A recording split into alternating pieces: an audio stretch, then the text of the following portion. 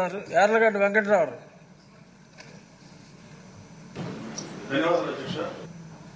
గన్నవరం పరిధిలో రిజిస్టర్ పాత్రికేయుల గృహ నిర్మాణ సహకార సంఘం గురించి అధ్యక్ష. ఇది Vijayawada working journalist mutual aided cooperative housing building society పేరు మీద వాళ్ళు రిజిస్టర్ అయిన జర్నలిస్ట్ సోదరులు పాత్రికేయుల గృహ నిర్మాణ సహకార సంఘానికి నా నియోజకవర్గంలో ఉన్న మామిడి మార్కెట్ యార్డ్ ఎదురుగా అర్బన్ ల్యాండ్ సీలింగ్ యాక్ట్ 1976 కింద ప్రభుత్వం సేకరించిన మిగులు భూమి సుమారు 3.5 ఎకరాలను ఆ రోజు రాజశేఖర్ గారి ప్రభుత్వం జీవో నెంబర్ 480/2008 ద్వారా ఉమ్మడి ఆంధ్రప్రదేశ్లో కేటాయించారు అధ్యక్ష.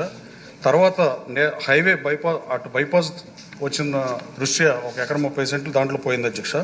ఇక మిగతా 2 ఎకరాల 15 సెంట్ల భూమిలో 2019లో నాటి సీఎం ఇప్పుడు ముఖ్యమంత్రి గారు చంద్రబాబు నాయుడు గారు సొసైటీ పేరుతో జీవో ఇస్తూ విజయవాడ మున్సిపల్ కార్పొరేషన్ నేతృత్వంలో టిట్కో ఇళ్లు కట్టేవాళ్ళని పేర్కొంటూ జీవో ఇచ్చారు అధ్యక్ష. కేటాయించిన స్థలాన్ని ఫ్లాట్ రూపంలో పంచడం సాధ్యం కాదు కాబట్టి అది కూడా విజయవాడలో భూమి కొరత తీవ్రంగా ఉండి రేట్లు ఎక్కువ పరిస్థితి అధ్యక్ష. కన్స్ట్రక్షన్ గురించి ఆలోచించాలన్నా నాటి చంద్రబాబు గారి మాటలను నేను మరలా సభకు తెలియపరుస్తూ గన్నవరం పాత్రికేయ సంఘం ఇళ్ల నిర్మాణాన్ని అందించడం ఒకటే ఏకైక ప్రత్యామ్నాయంగా కనిపిస్తుంది అధ్యక్ష. గృహ నిర్మాణ శాఖ నేతృత్వంలో పాత్రికేయుల సహకార సంఘానికి ఇళ్లు నిర్మించాలని ఈ సభ ద్వారా నేను కోరుతున్నాను అధ్యక్ష. ఈ హౌసింగ్ సొసైటీలో దాదాపు 150 మంది రిజిస్టర్డ్ పాత్రికేయుల్లో కరోనా టైంలో 14 మంది, రోడ్డు ప్రమాదంలో 2-3 చనిపోయిన పరిస్థితి అధ్యక్ష. అయితే వాళ్ళ కుటుంబాలకు కూడా న్యాయం చేయాలని నా సంకల్పం అధ్యక్ష.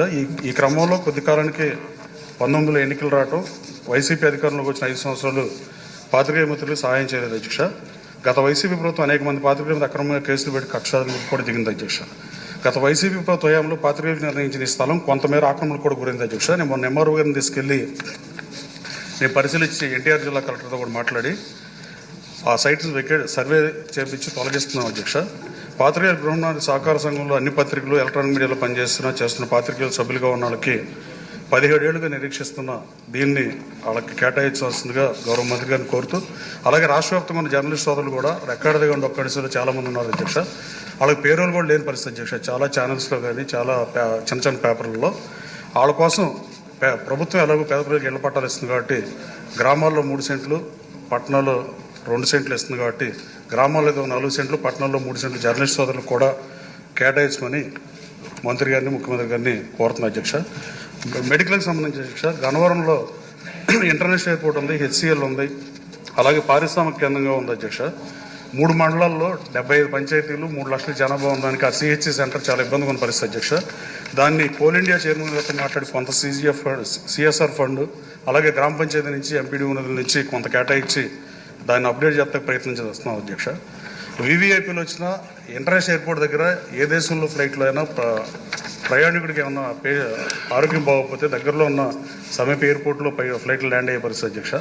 కనీసం దాని దృష్టిలో పెట్టాను మంత్రి గారిని కనీసం 30 బెడ్ హాస్పిటల్ 50 బెడ్స్కో 100 బెడ్స్కో మా నియోజకవర్గం మార్చాల్సిందిగా కోరుతున్నాను అధ్యక్ష.